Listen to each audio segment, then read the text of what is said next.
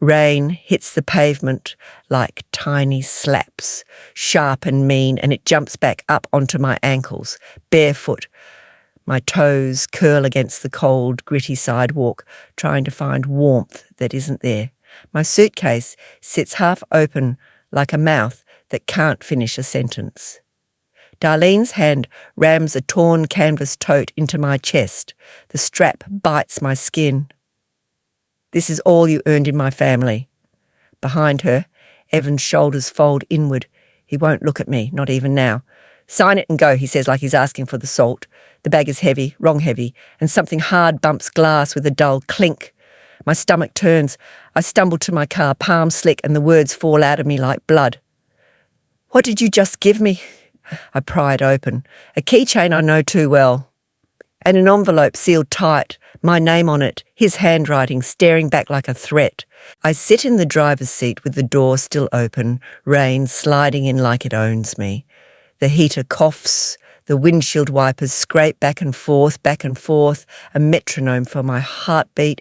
My palm stings where the torn strap dug in. When I flex my fingers, the skin pulls tight.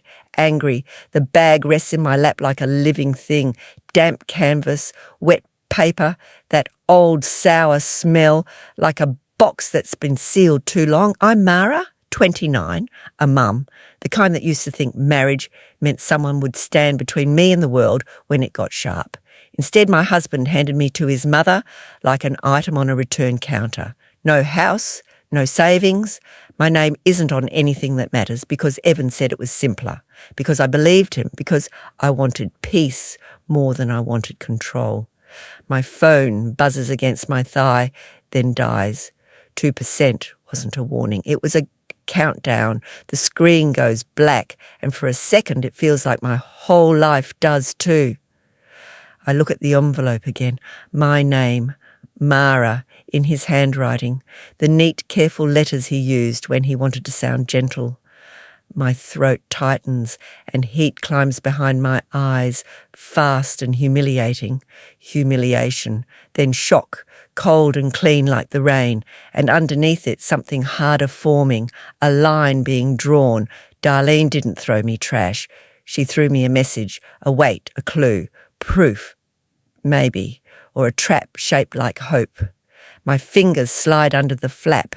The paper is thick, swollen slightly from moisture, like it's been carried around for a while, waiting. If you've ever been blamed for someone else's lies, stay with me, please, because what I found in that torn bag didn't just hurt. It flipped everything. I turn the envelope over, and the date hits me like a slap. A year before we married. The envelope sits unopened on my lap, and I hate it for being patient. My hands don't want to do the next thing. They hover, they tremble, they remember. My skin still carries the shape of Darlene's grip, like a bruise that hasn't finished blooming. I blink, and the car is suddenly too small for the years that pile up inside me. I didn't meet Evan slowly. There was no gentle testing of water. He came into my life like a warm light switching on, bright, flattering, certain. He saw me in a coffee shop when I was typing with one hand and balancing my phone with the other, my hair in a knot, my brain already tired from being responsible. He walked over like he belonged there. "Is that your whole world in one cup?" he asked, nodding at my coffee, like he'd known me forever. I laughed. I shouldn't have. That laugh was the first brick. He was charming in that easy way, smooth but not slimy, attentive without seeming needy.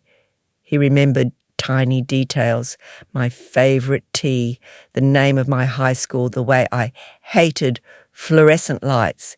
He didn't just look at me, he focused, like I was a target, and he had all the time in the world. He texted good morning, he texted good night, he sent long messages that made my chest feel full and safe, like someone was finally holding the heavy parts for me. When he said, "I want to take care of you," my throat tightened with relief instead of suspicion. He met my friends early. He shook hands, smiled, listened. Jessa watched him like she was reading a contract she didn't trust. He's, intense, she said later, lips pressed thin. He's serious, I corrected, defensive even then, even before the bruise. Jessa had always been the practical one, paralegal brain, razor instincts, a memory that caught details other people dropped. She didn't like vague promises. She liked paper trails. She liked things she could point to and say, this is real. Evan made everything feel real without actually proving it. When he brought me to meet his mother, he squeezed my hand in the car so tightly my fingers went numb. She'll love you, he said, smiling at the road like he already knew the ending. Darlene's house smelled like lemon cleaner and control. Everything in its place, not tidy, curated. The picture frames all aligned, the couch pillows chopped at the top like little soldiers. Her hair was perfect. Her pearl earrings didn't move when she smiled. She hugged me lightly, her arms barely touching my back like she was checking for stains. So you're Mara, she said, soft and sweet, like sugar on a knife. Evans told me so much. She looked me up and down in one slow sweep, and my stomach tightened. Not because she was rude, because she was quiet about it. Quiet made room for imagination. At dinner, she asked questions that felt normal until they didn't. Do you cook? She asked, smiling. Yes, I said. I mean, nothing fancy, but... Oh, wonderful, she said, eyes sparkling. Evan needs home-cooked meals. He works so hard. She turned to him. Tell her about your promotion. Evan looked pleased, like she'd patted his head. He talked about work with a glow on his face, and I watched the way Darlene watched him, like he was both her pride and her possession. When I spoke, Darlene nodded at the right times. She laughed at the right jokes. She called me dear and sweetheart, and the words slid off her tongue like she'd practiced. Before dessert, she leaned in and said, We're a close family.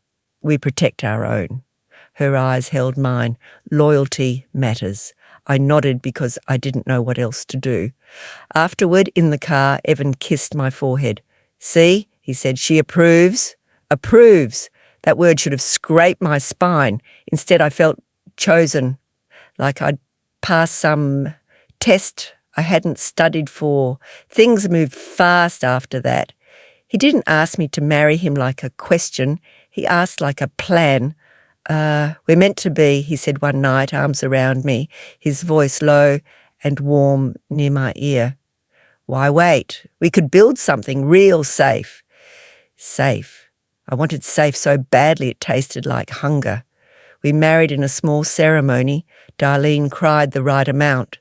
She held my face between her hands afterward and said, Welcome to the family. Her nails pressed faint crescents into my jaw. For a while it was good, not perfect, nothing is, but good enough that I told myself that I'd finally done it. I'd made a home. I'd made a future that didn't wobble. I worked then. I paid bills. I liked knowing I could. I liked being able to buy groceries without asking permission. Evan called it our money. But I was the one doing the math, the one watching the numbers, so nothing fell apart. When I got pregnant, Evan acted like the world had given him a trophy. He posted photos of my hand on my belly, his hand over mine, captions about family and blessings. People commented hearts.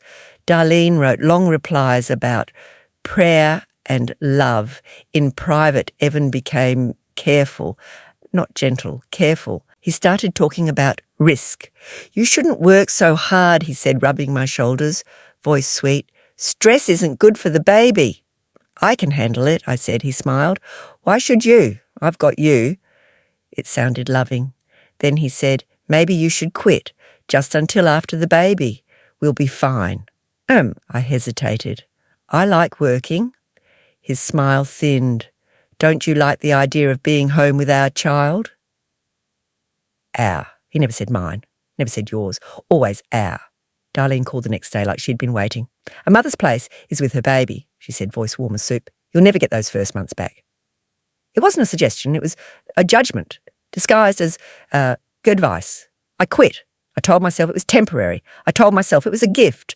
I told myself I was doing the right thing. The baby came and my life shrank to feeding schedules, laundry, a blur of sleepless nights and soft skin and tiny cries that pierced my chest like a hook. I loved my child so much it scared me. That love was a door and fear walked through it. Darlene walked through it too. She visited constantly at first. Just to help, she'd say, stepping into my space with that lemon clean smell, her hands already reaching for the baby. She had opinions about everything. Don't hold them like that. They're crying because you ate spicy food. That onesie is too thin. That lullaby is odd. We sing something more traditional. She started calling my baby my little angel. My little angel needs a schedule, she'd say, taking the baby from my arms without asking. You're too emotional, Mara. Babies sense that. Too emotional. It was the first label she stuck on me, light as a sticker, hard to peel. Evan backed her up with smiles. Mum knows what she's doing, he'd say, like it was comforting. If I pushed back, he'd soften his voice. She's just trying to help. Don't make this a thing. Don't make this a thing. That sentence became a leash. Then the money changed. It happened so quietly I didn't notice at first. I asked Evan for the card to order diapers online and he said, just use mine. Where's mine? I asked. He shrugged. I'm consolidating accounts. It's simpler. Simpler. Another warm word with teeth. I tried to log into our banking app and my password didn't work. I tried again. Lockout. When I asked, Evan's smile didn't reach his eyes. I changed it. He said, you've been distracted. I'll handle it. Handle it. My stomach tightened, but I swallowed it because my baby started crying and my brain was a constant storm of needs. A week later at the grocery store, my card declined. The beep was loud. The cashier's smile faltered. People behind me shifted. I felt heat rush to my face so fast it made my ears ring. Oh, I said, laughing like it was nothing. Let me try again. Declined. My hand shook as I dug in my purse for another card. My baby fussed in the carrier, little feet kicking. The cashier leaned closer. It's okay, she whispered, but I could see the pity. Pity feels like being peeled. I called Evan outside, rain starting to mist. The card declined, I said, voice tight. There was a pause, then his calm voice. Use cash. I don't have... You should have told me you needed money. Needed money. Like I was a child, asking for allowance. I'm at the store, I said, trying to keep my voice steady, with the baby. You're making a scene, he snapped, low enough that it sounded like a warning. Put things back and come home. I stood there in the parking lot, staring at my reflection in the car window, hair unwashed, eyes hollow, a smear of baby spit on my shirt, and something in me folded in on itself. At home, Darlene was there. Of course she was. She sat at the kitchen table with a cup of tea, calm as a judge, my baby in her lap, like evidence. Evan told her what happened as if I wasn't in the room. Darlene sighed. A real wife doesn't question her husband, she said, voice gentle. Men feel disrespected when they're challenged. I wanted to scream. Instead, I swallowed it. My tongue felt thick.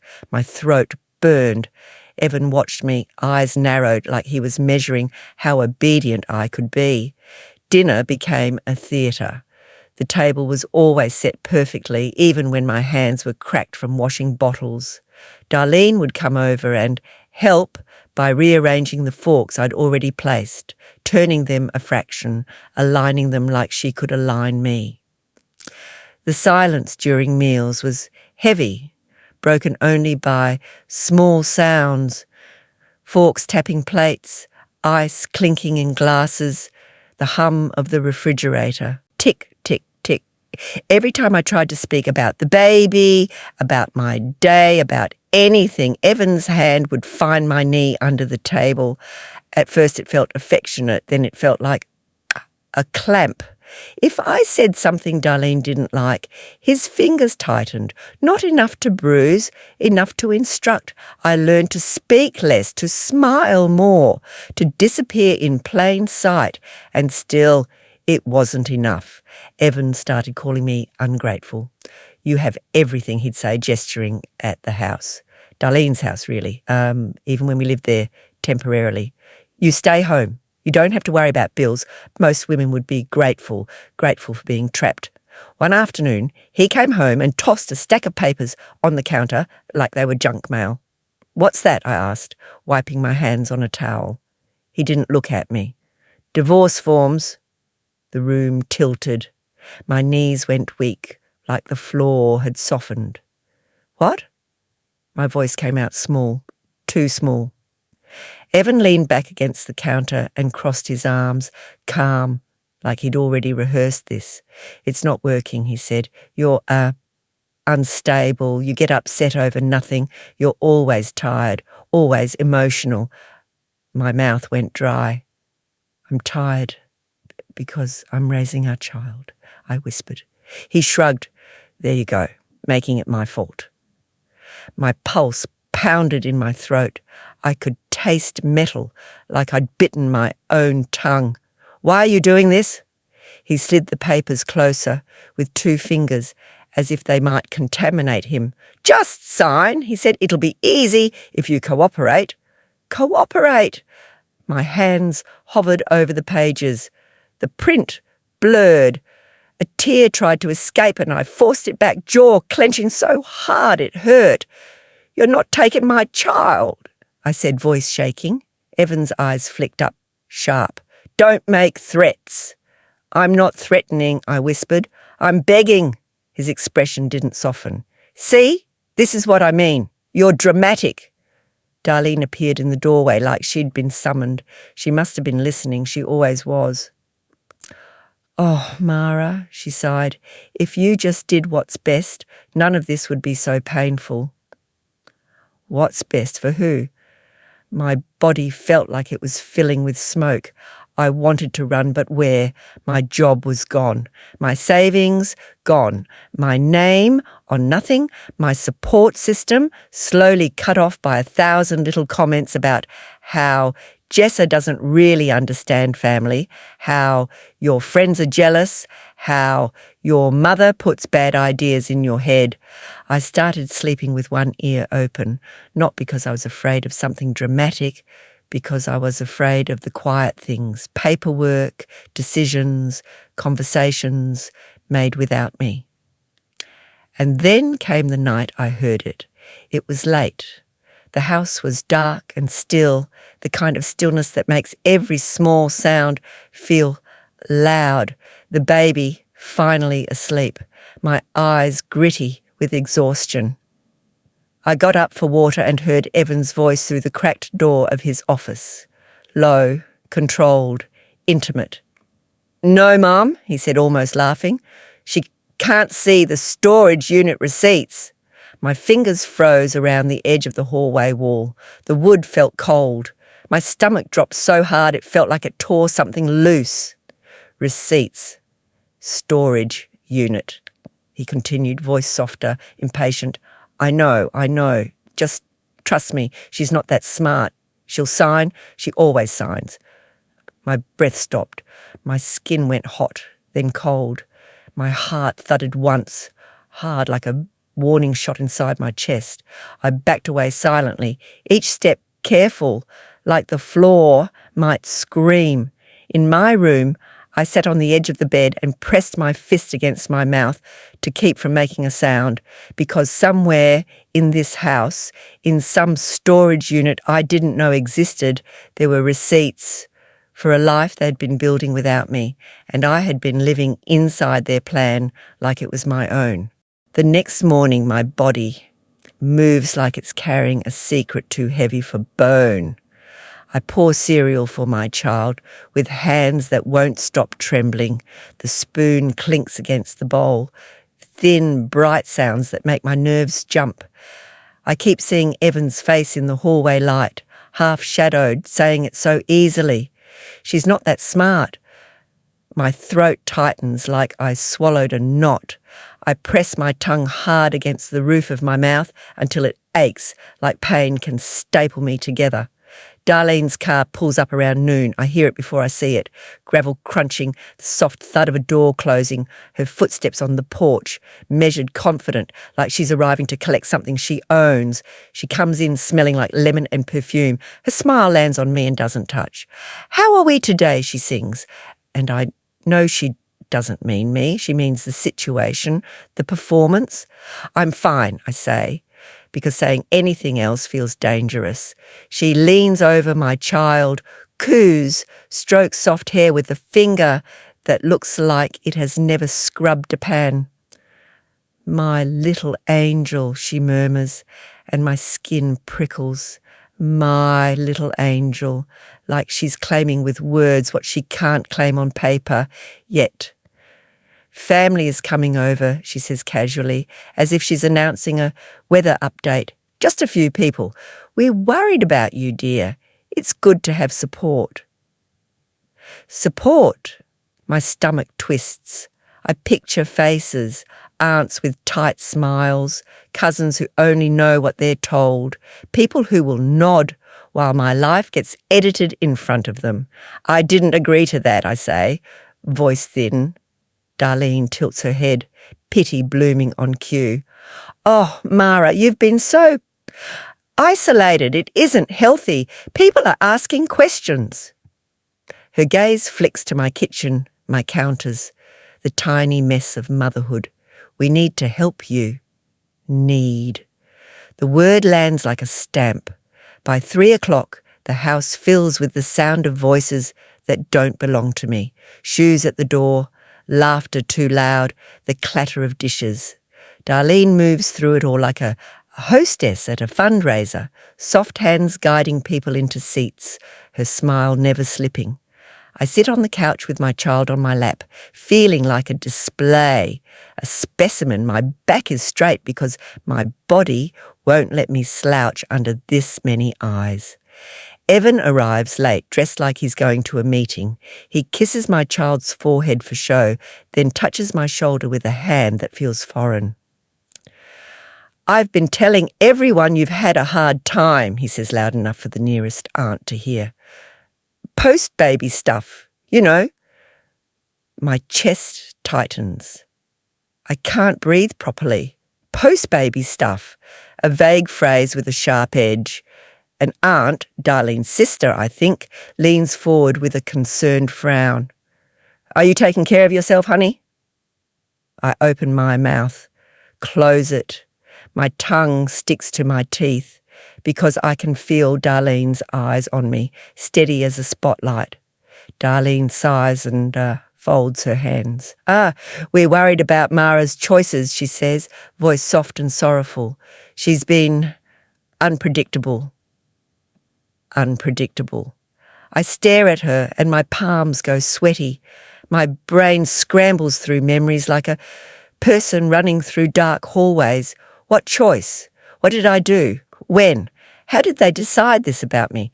Evan sits across from me, legs crossed, calm. He looks like a man who already won. "There have been incidents," he says, "small things, mood swings, money confusion." Money confusion. I taste metal again. My heart bangs once, hard.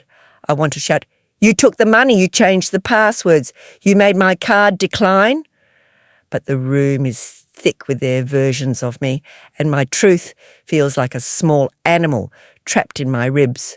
Then Evan stands and walks to the dining table like he's just remembered something. Papers are scattered there, mail, brochures, a folder I haven't touched. He picks up a stack and flips through it with exaggerated casualness, and I see it before I understand.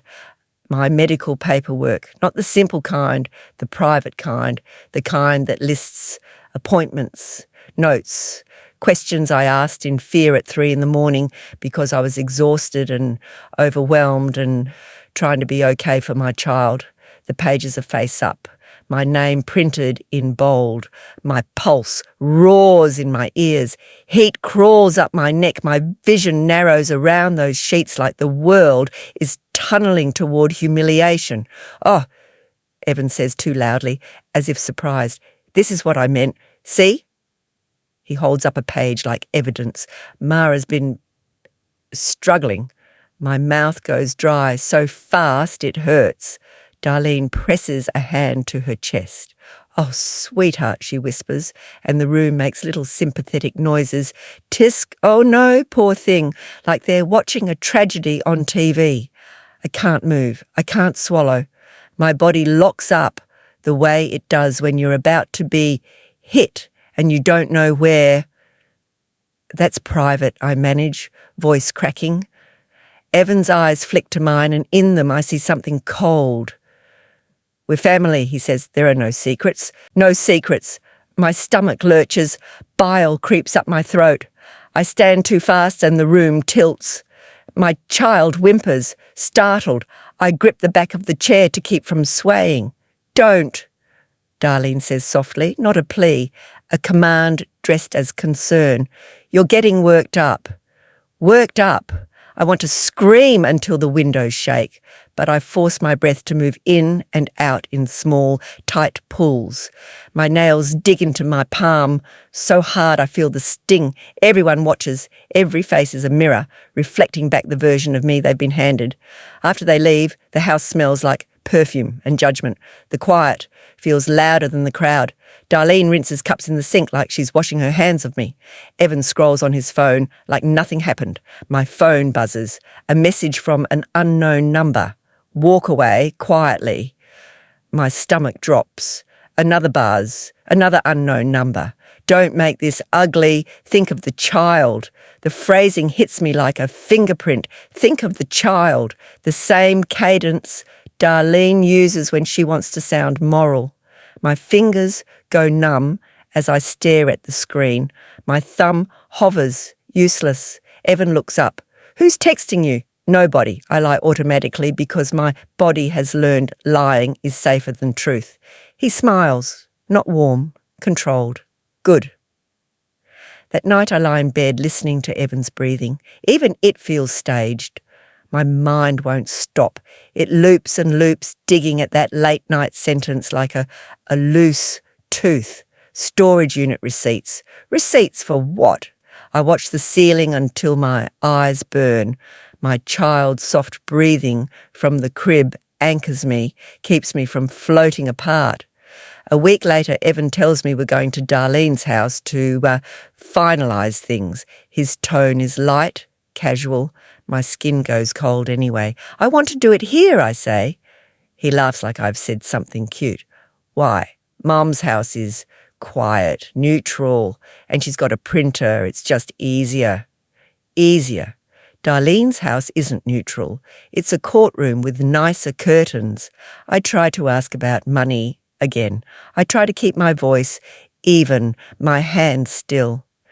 "I need to know what's happening with the accounts," I say, throat tight. "I can't keep." Evan's smile spreads slowly, like syrup. "You don't need to understand numbers," he says. "I've got it handled." My lungs forget how to expand. My phone buzzes again. "Be smart. Sign and go." I stare at the words until they blur.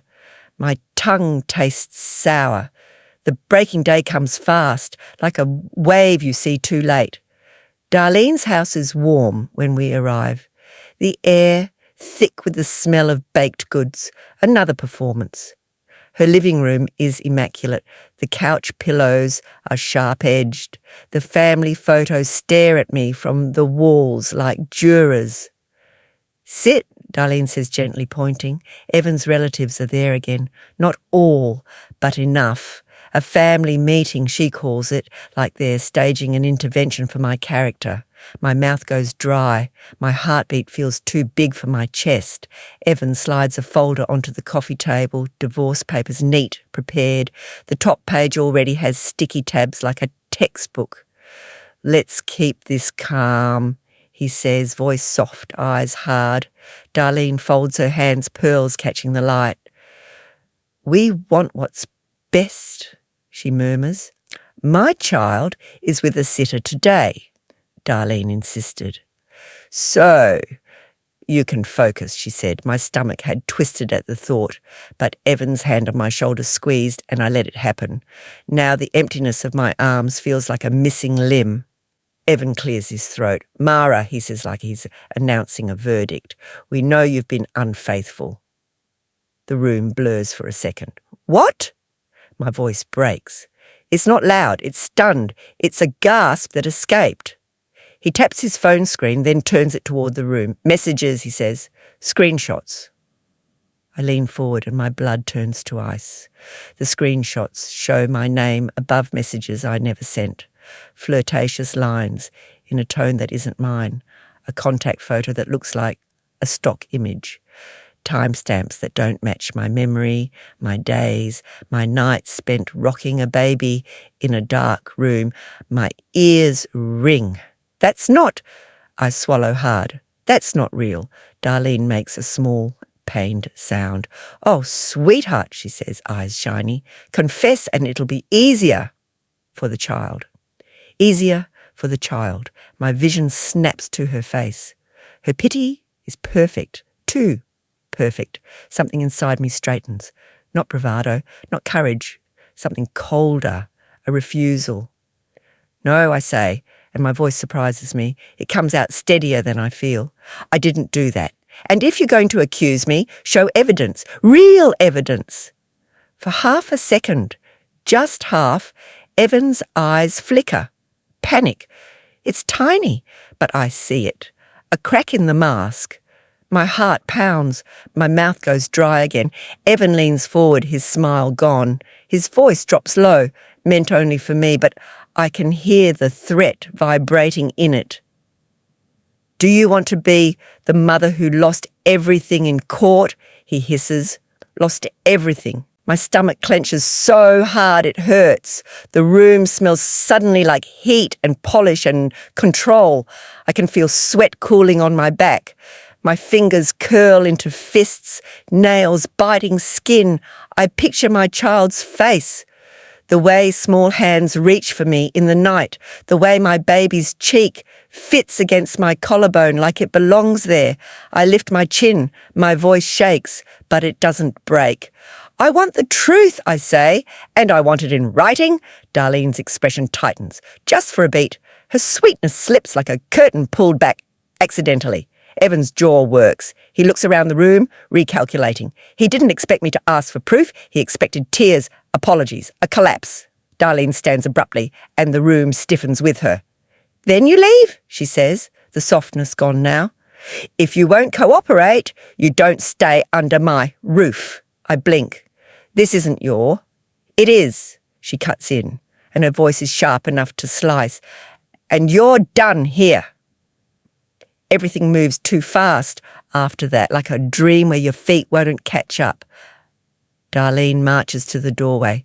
Evan follows, face pale, eyes avoiding mine. They herd me out like I'm contagious.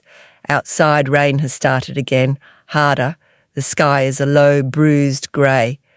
The air bites. My suitcase, already packed somehow, lands near my feet with a thud. And then Darlene shoves a torn canvas tote into my hands like she's tossing scraps to a stray. This, she says, eyes gleaming, is all you earned in my family. Evan stands behind her, shoulders hunched. Sign it and go, he mutters, refusing to look at me. The strap bites my palm. I grip it anyway. The bag is heavy, wrong heavy.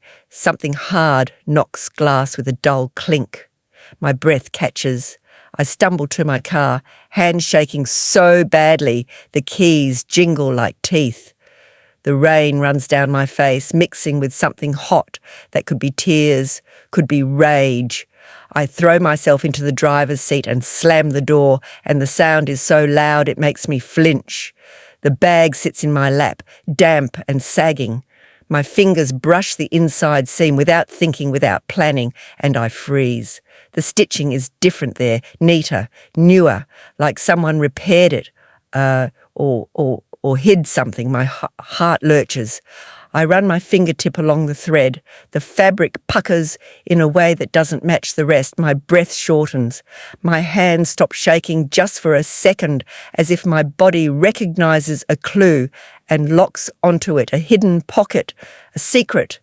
My throat tightens as I stare at the torn bag. This insult, this discard, this final humiliation, and a thought slides through me, slow and sharp.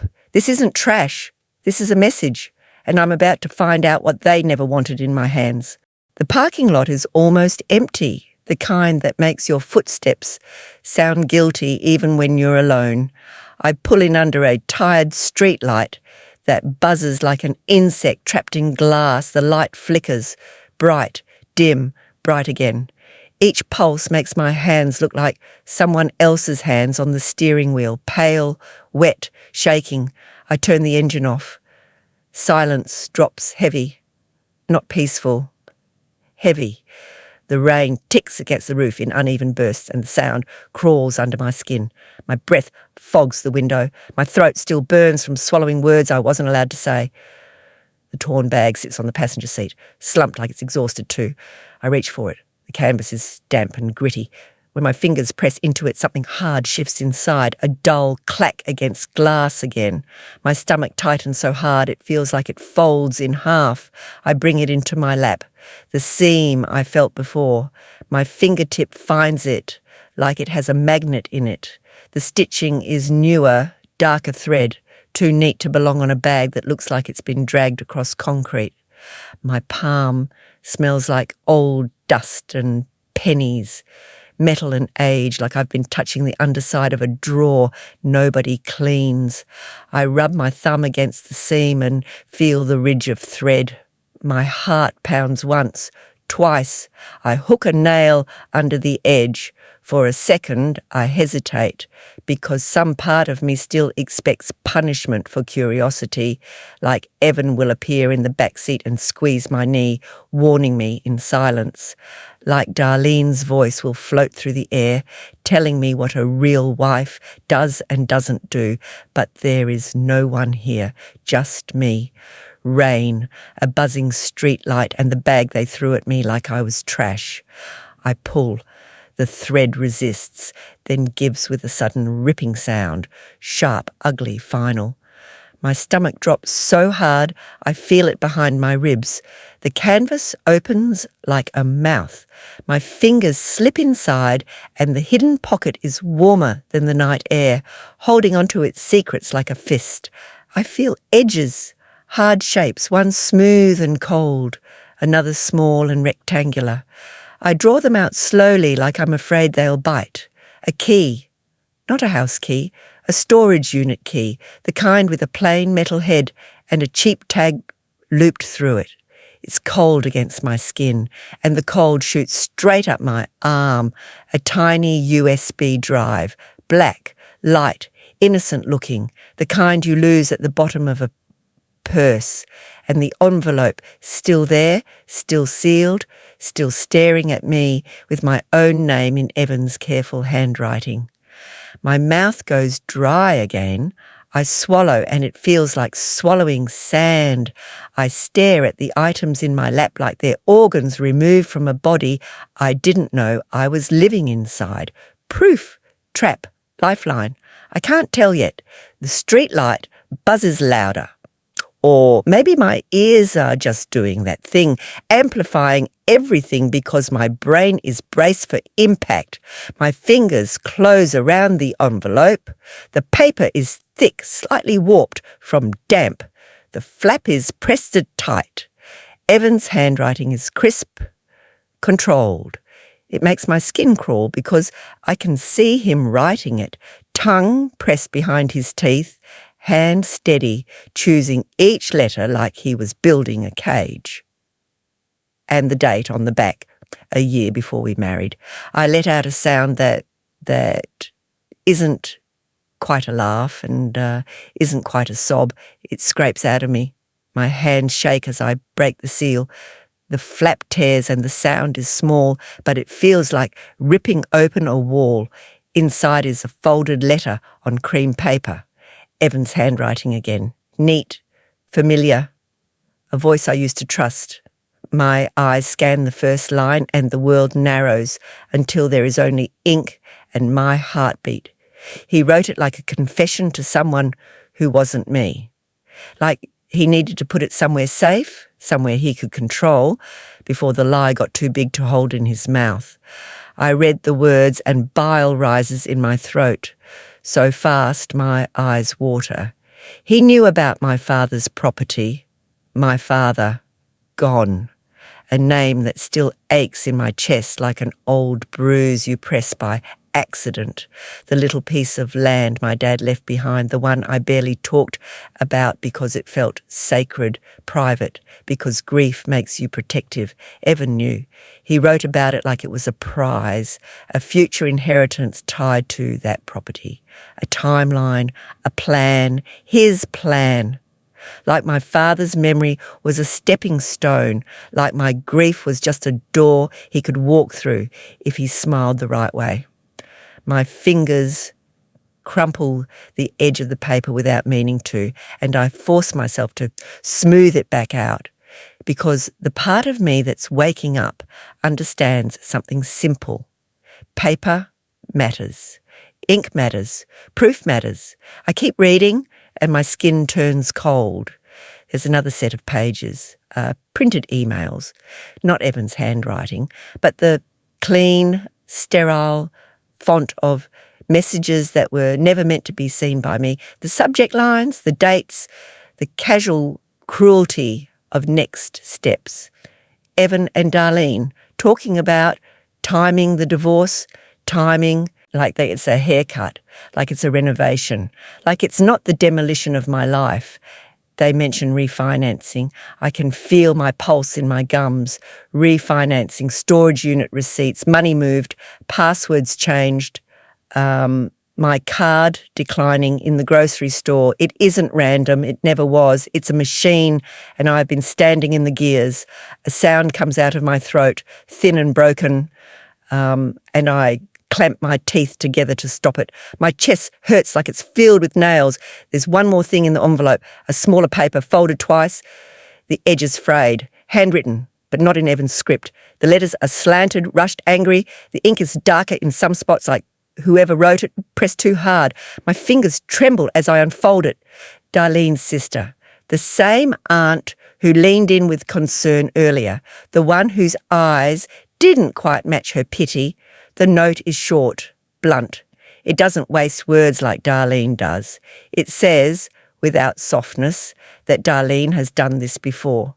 Another woman, another unstable wife, another fast marriage, a tightened leash, a public humiliation campaign, a divorce timed like an investment, a woman pushed out, carrying only what Darlene allowed her to carry. My vision blurs, and for a second I can't tell if it's rain on the window or tears in my eyes. My hands go numb. The note doesn't say I'm crazy. It says I'm predictable to them. It says they had a template. My stomach flips, and I press the heel of my hand against my mouth as my breath turns ragged. I can taste salt, tears, rage, something bitter I don't have a word for yet. Memories start firing through me like sparks. Evan bringing me coffee, smiling. Evan insisting on taking over finances. Evan's hand squeezing my knee. Darlene calling my baby my little angel. The card declining, the dinner table silence, the papers on the table, my private medical notes held up like a weapon. Every moment I doubted myself. Every moment I thought, maybe I am too emotional. Maybe I'm not doing enough. Maybe I'm lucky they tolerate me. I feel sick, not in my stomach, in my bones. And then, slowly, the sickness changes shape. The humiliation doesn't vanish, but it hardens. It becomes something I can grip. Anger, not the loud kind, not the messy kind, the kind that moves quietly like a blade sliding out of a sheath. My breathing steadies 1 inch at a time. I look down at the USB drive in my palm and it feels lighter than it should, like a tiny key to a locked room. I don't scream. I don't call Evan. I don't drive back to Darlene's house and bang on the door like a woman in a movie, because I'm not in a movie. I'm a mother with no margin for mistakes, and now I know something about them. They counted on me being loud, being messy, being unstable. They counted on me giving them a scene they could record, edit, and serve to a judge or a family group chat like a meal. I swallow. The pain sits in my throat like a stone. No, not like that. Not again. My fingers close around the key and the metal bites into my skin. Good. Let it. Let it mark me. Let it remind me.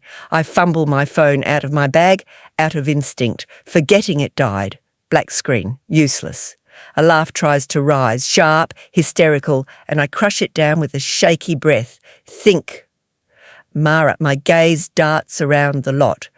Across the street, a library building sits dark, except for one glowing sign near the entrance. There's a night drop slot for books and a bright vending machine inside the lobby. I can't tell if it's open late, but the light makes it feel like a place with rules, cameras, witnesses, neutral ground. My hands shake as I start the car again. The engine turns over with a rough cough, like it's waking up irritated. I drive, slow, careful, as if speeding might tear the evidence out of my lap. The library parking lot is cleaner, brighter. The air smells like wet concrete and paper. I sit for a second with the steering wheel under my palms and the envelope on my thighs and try to force my heartbeat to stop punching my ribs. My phone won't turn on. I stare at it, jaw clenched. Of course, I whisper, voice raw. Of course. I step out into the rain and run hunched over, the torn bag tucked under my arm like a stolen secret. Inside, the air is warm and dry. It smells like old books and carpet and quiet. The fluorescent lights buzz softly. My shoes squeak. My hair drips onto my collar. I feel too loud, too wet, too alive in a place that expects calm. A row of public computers sits against the far wall. A couple of people are there, hoodies, headphones, eyes down. Nobody looks at me longer than a second. Good. My hands are still shaking when I sit. The chair is cold through my soaked jeans. My fingers fumble with the USB drive like it's slippery. My breath comes shallow, fast, like I ran farther than I did. I hold the USB up for a second and stare at it. A tiny piece of plastic, and yet my whole life is balancing on it. I plug it in.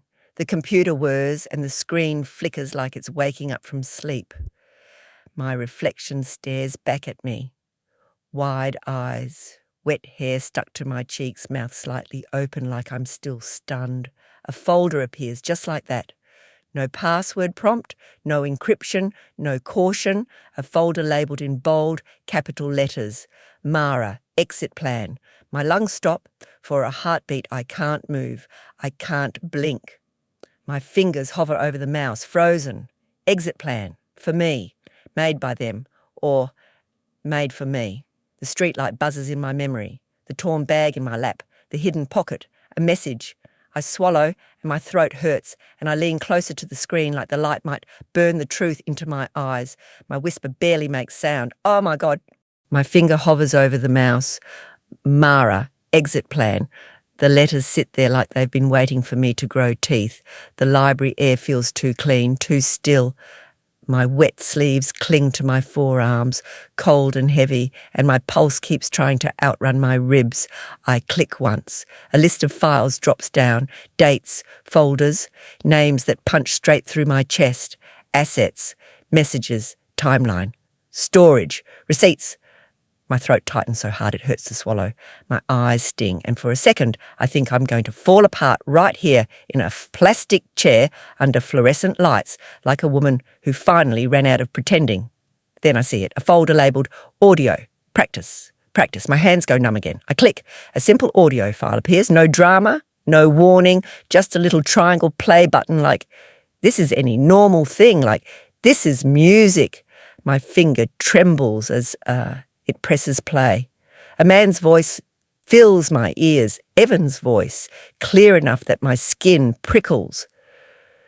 Say she's unstable, he says, calm, almost bored. Say she yelled. Say she scared the baby.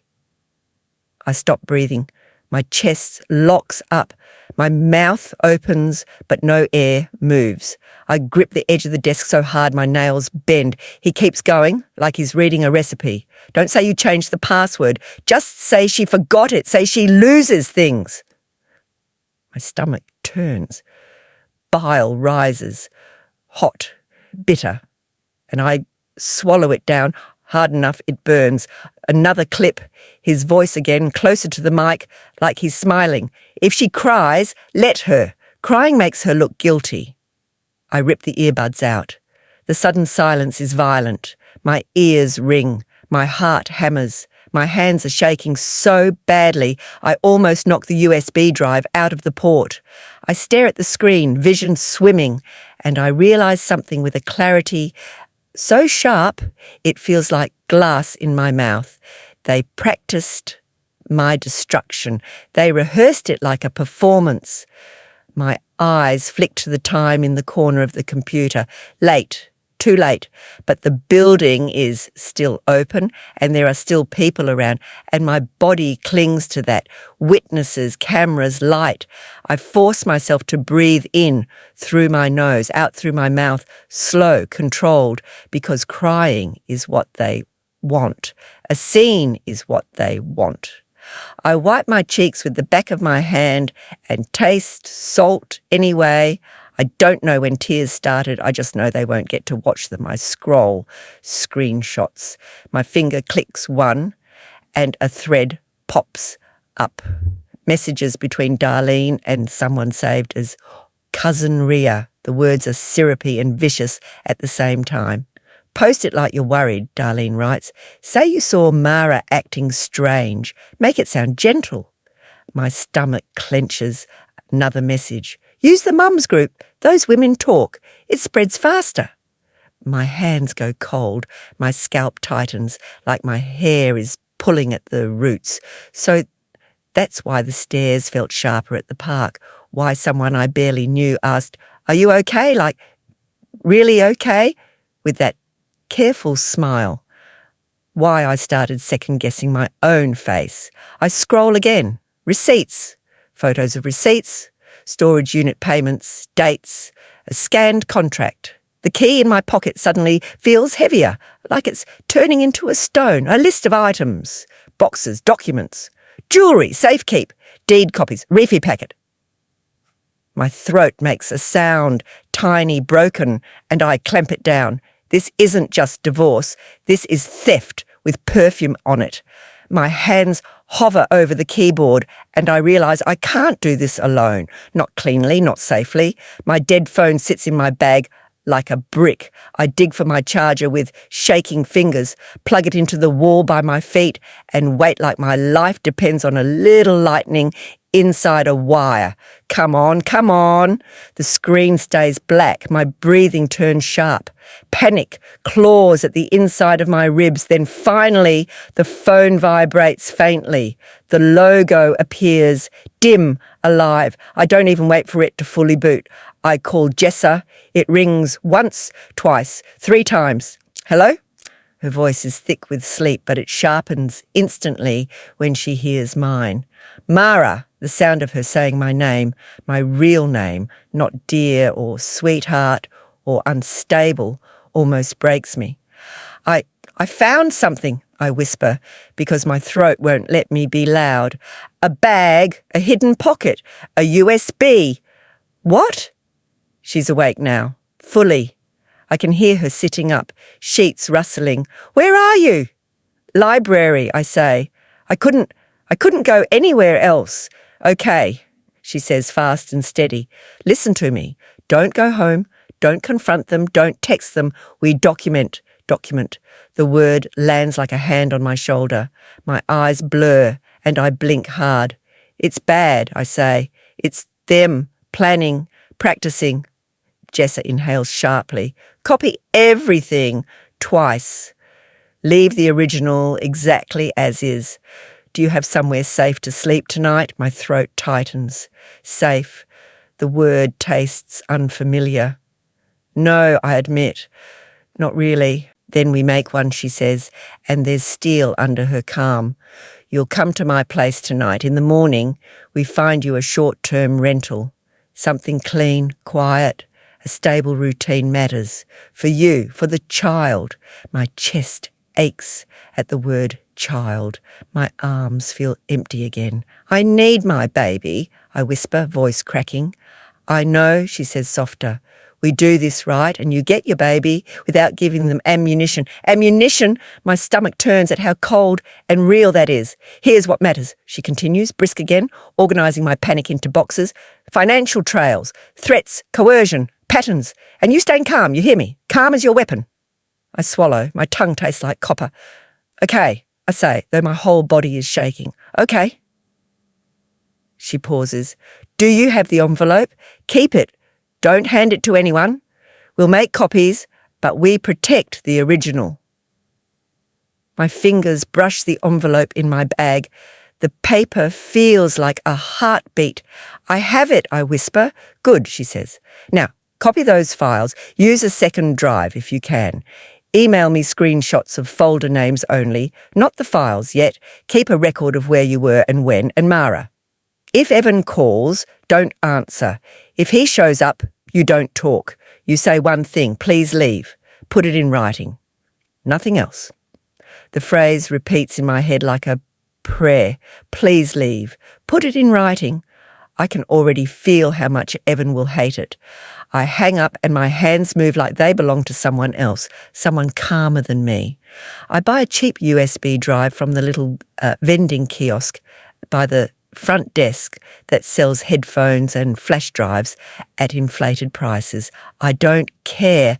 I plug it in. I drag the entire folder over, watching the progress bar creep forward like a tiny lifeline. I copy it again to my email, just the directory list, just the names, like Jessa said, proof without exposure, a map, not the treasure. When it's done, I eject both drives carefully, like they're fragile bones. I sit back and press my palms to my eyes until I see stars. They wanted me small, they wanted me frantic, they wanted me to scream on their porch so they could point and say, see? My phone buzzes. A call. Evan. My entire body seizes. My throat clamps shut. My thumb hovers over the screen, trembling with old habits. Don't answer. Don't answer. I let it ring out. A text arrives immediately after. Where are you? We need to talk. I'm worried about you. Worried. My mouth twists. The lie is so smooth it almost sounds like truth. I don't reply. Another text. Stop playing games. Come back so we can fix this. Fix. Like I'm a broken appliance. I shut the phone off and my hands shake with adrenaline. But the shaking is different now. It isn't helpless. It's contained. I drive to Jess's place with both USB drives tucked in my bra. The envelope flat against my ribs like a second heart. Every red light feels like a hand trying to stop me. Every headlight behind me feels like a threat. When I finally park, my legs are weak getting out of the car. The night air is cold and sharp, and it clears my head the way pain clears fog. Jessa opens the door before I knock. She's in sweatpants, hair messy, eyes fierce. She looks at my face and her expression changes, anger sliding over worry like armour. Come in, she says, and the warmth of her apartment hits my wet skin like relief. I don't cry, not yet. My body refuses, holding itself together on pure spite. We sit at her kitchen table under a yellow light that makes everything feel more human. She makes tea I can't taste. She lays out a notepad, a pen, her laptop. Timeline, she says, tapping the paper. We start with dates. When did he ask you to quit? When did your card decline? When did the text start? When did the cheating accusation happen? My brain stutters, then catches. Dates line up like a string being pulled tight. I speak, and Jessa writes. Her pen scratches fast, a steady sound that soothes me more than the tea. She asks questions I never thought to ask. Did anyone see him moving boxes? Any neighbours? Any security cameras? Any emails from the bank? Any weird mail? Mr. Haddy pops into my mind, our older neighbour, the quiet one who sits outside in the evenings and watches the street like he's reading it. He always nods politely, always says, "Good night, Mara," always notices. He's seen things, I whisper. Then we talk to him, Jessa says. If he's willing, we don't push, we just ask. In the morning, we find a small rental. Nothing fancy, just clean. White walls, a lock that clicks solid, a place where my child's toys can sit without Darlene rearranging them like evidence. I set up a routine like my life depends on it, because it does. I make the bed, I buy groceries with a card that works, my own account, Jessa helping me open it, I keep receipts, I keep everything. Evan shows up on the second day. I see him through the peephole and my blood turns to ice. He's holding his phone up at an angle, like he's just scrolling, like he's casual, like he's recording. His face is soft, concerned, wounded, devoted husband, perfect for an audience. I don't open the door. Mara, he calls, voice gentle, like he's coaxing a frightened animal. Please, I'm worried, just talk to me. My hand shakes so hard the doorknob blurs. My heartbeat is loud enough, I'm sure he can hear it through the wood. I press my forehead against the door and inhale. Please leave. Put it in writing. I unlock the chain just enough to crack the door. Not wide, never wide. My body stays behind it. Evan's eyes brighten like he's won something. Mara, I don't let him step in. My voice comes out steady and it shocks me. Please leave, I say. Put it in writing. His smile twitches. What? Please leave, I repeat, louder this time, still calm. Put it in writing. His eyes narrow and for a second the mask slips. Irritation flashes like heat. You're being ridiculous, he snaps, then catches himself, softening instantly. I just want to talk. Put it in writing, I say again. He stares at me, jaw clenched. The phone is still angled, still recording. Good, I think coldly. Record this. Record me. Calm. He steps back, huffing, and his voice turns sharp enough to sting. Fine. Enjoy your little tantrum. Tantrum. He walks away fast, as if staying one more second might reveal something ugly. That afternoon, my phone lights up with missed calls from relatives, voicemails. Darlene's voice is on one of them, crying, real tears or practiced, I can't tell. Mara, she sobs, please, please bring the baby back. Evan is destroyed. We're scared. We think you've taken the child. Taken. The word makes my stomach flip. Kidnapped, she means. She can't say it outright yet. My hands tremble as I delete the voicemail without listening again.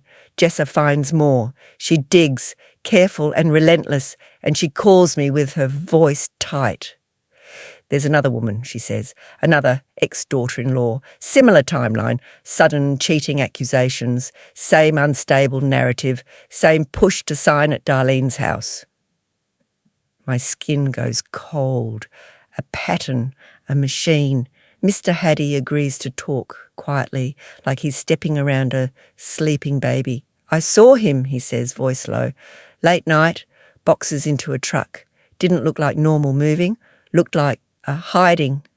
Hiding, I write down his words with shaking hands, and the ink looks too thin for how heavy it feels. Then on the fifth day, Jessa forwards me an email from Evan's lawyer. My stomach drops before I even open it, like my body knows what words can do. I read and my hands go numb. They demand the USB. They threaten consequences if we don't return stolen property. Stolen property. I stare at the screen until my vision blurs and a slow, cold realization crawls up my spine. They know I have it. And if they know, Then they're scared enough to move. I set my phone down carefully, like it might explode. My breath comes shallow, my ribs ache. But underneath the fear, something steadier grows, a calm that scares them, because now I'm not begging. I'm building a case. The room smells like stale coffee and someone else's nervous sweat. The air conditioning is turned too low, the kind of cold that crawls under your sleeves and sits on your skin like a warning. My hands are folded in my lap. Fingers interlocked so tight my knuckles ache. I keep my face still anyway. Stillness is a muscle now. I've been training it. Evan walks in first. He looks like the version of him I married. Hair neat, jaw shaved, suit that fits like it was made to hide intentions. He smiles when he sees me, a calm little curve, like we're two adults handling a mutual decision, like he didn't practice my ruin into an audio file. His eyes dip to my hands, then back to my face, measuring. Behind him, Darlene floats in like she's arriving at church, pearls at her throat, soft beige coat, hair sprayed into obedience.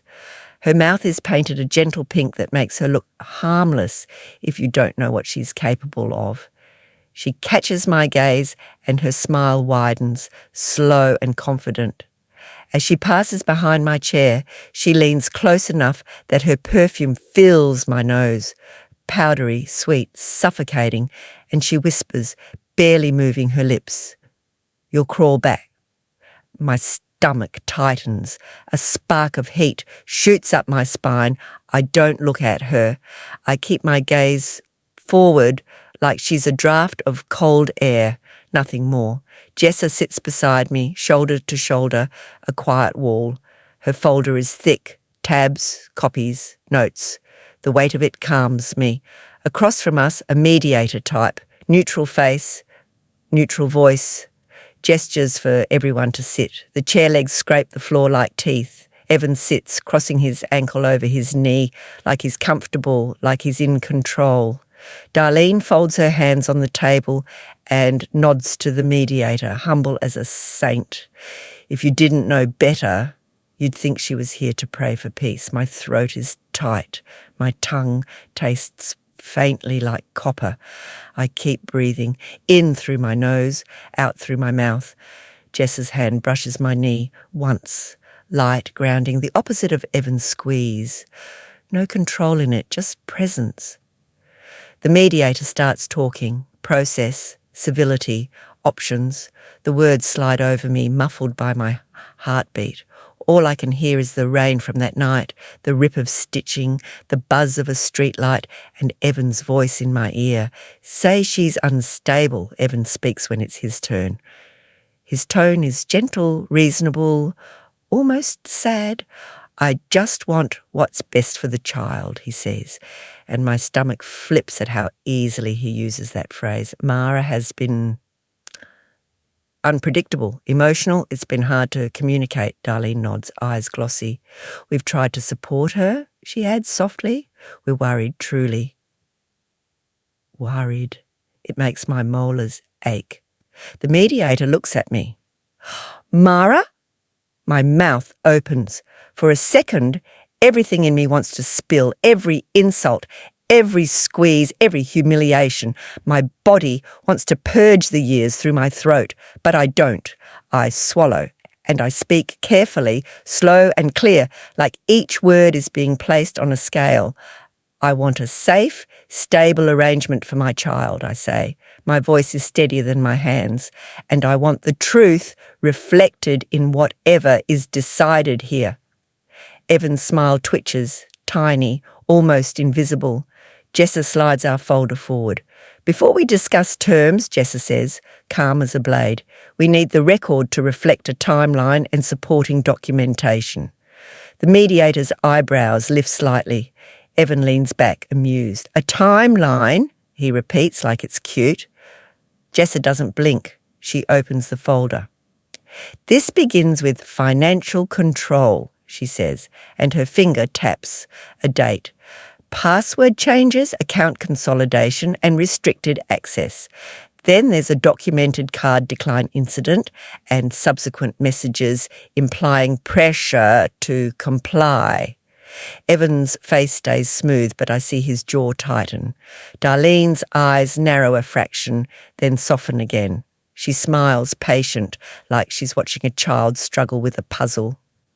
Jessa continues, next the staged character campaign, private medical paperwork left out and weaponised in front of family, plus coordinated rumour spreading in a mother's group. Darlene's smile pauses, just a heartbeat. Evan's eyes flick to her, quick, sharp. I feel a strange relief in my chest, like finally, the air is shifting in the room. Jessa turns a page.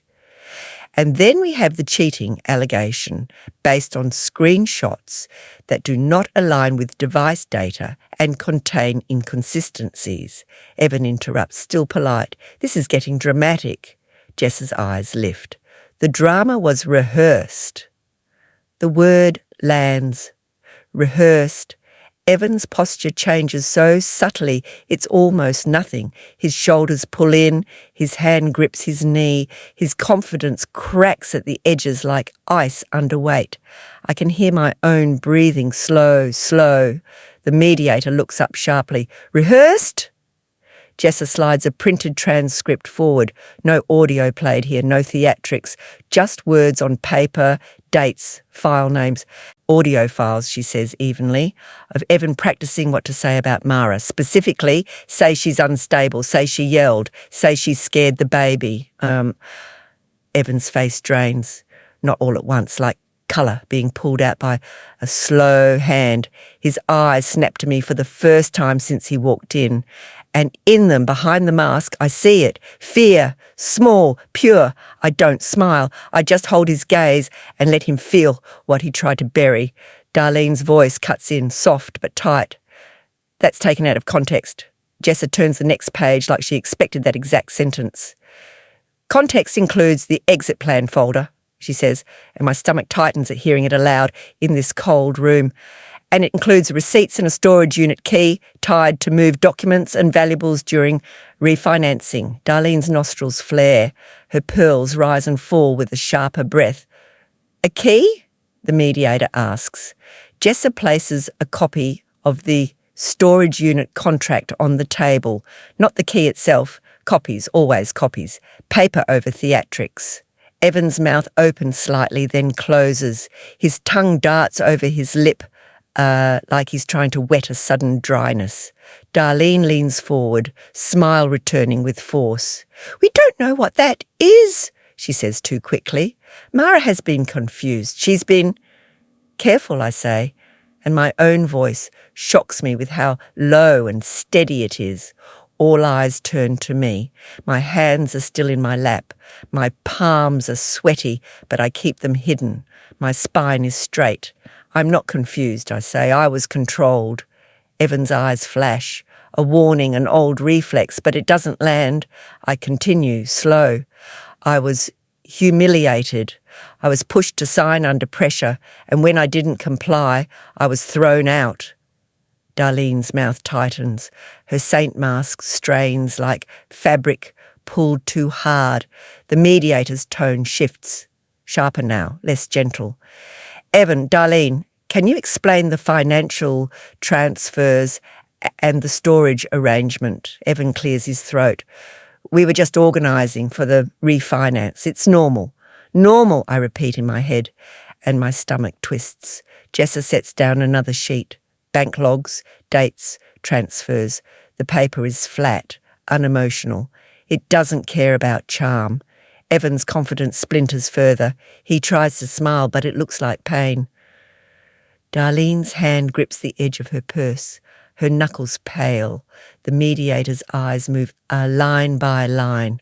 The room is quiet enough that I can hear the air conditioning hum and the tiny scrape of someone's pen. I don't know what happens in legal terms. My brain doesn't hold on to that. What I feel is the shift, the power moving, like a heavy object finally rolling off my chest. The mediator looks up. Given these materials, there will need to be safeguards, temporary restrictions on asset movement and structured communication moving forward. Structured communication. My lungs expand deeper than they have in months. Evan sits frozen. His hands are clasped now, tight. His suit looks suddenly like a costume that doesn't fit. Darlene's face hardens, then softens again. She tries so hard to regain control with a smile. This is all a misunderstanding, she says. Mara is emotional. She's always been emotional. We've been patient, but her voice rises just a little, too much, and then finally she cracks. You know what? She snaps, and the sweetness burns away in an instant. She came into our family with nothing, and she thinks she can take my grandchild and my son's future. The room goes still. The mediator's eyes widen slightly. Evan's head jerks toward his mother, and for the first time he looks at her like she said something dangerous. Darlene keeps going because she can't stop when she feels cornered. I have protected that boy his whole life, she hisses. I have built everything he has, and I will not let some girl ruin. Evan's voice is sharp now. Mom, stop. The word slices through her. She turns on him, eyes blazing, and for a second they're just two people in a room, not mother and son, not allies, two animals realizing the trap is closing. Evan swallows. His throat moves hard. He looks at me again, and in that look I see him understanding something he never understood about me. I didn't win by being louder. I won by being precise, by not giving them a scene, by letting paper speak. The mediator clears their throat, voice controlled. We'll be taking a different approach, given what has been presented. Different approach. My ribs ache with relief. Not joy. Relief is quieter. Relief is air finally reaching places that have been collapsed too long. I don't gloat. I don't smirk. I just breathe like I've been underwater for months, like my lungs forgot they were allowed to fill. As the meeting breaks, Darlene sweeps past me again, pearls trembling slightly with her angry steps. Her perfume is sharp now, like it's turned sour. Evan lingers. He looks like someone who walked into a room expecting applause and found a mirror instead. His voice drops, almost a whisper. Where did you get it? The USB, the bag, the proof. For a second, I see the boy in him, the one Darlene raised on control and fear, trying to understand how his prey became a person. I don't answer. Jessa gathers our papers, calm and efficient. All communication in writing, she says, like a door clicking shut. Evan's gaze flicks to his mother at the end of the hall, Darlene still ranting softly to herself, wiping invisible dust from her coat like she can clean what she just revealed. And then it hits him, not just that he's losing, but that his mother's hand is on the knife handle too, because the torn bag wasn't random. It wasn't just Darlene being cruel. It was a delivery, a planted pocket, a key, a USB, a way to burn the empire from inside. Evan's eyes widen slightly, and I watch comprehension spread across his face like a slow stain. His mother underestimated me, but someone close to her didn't.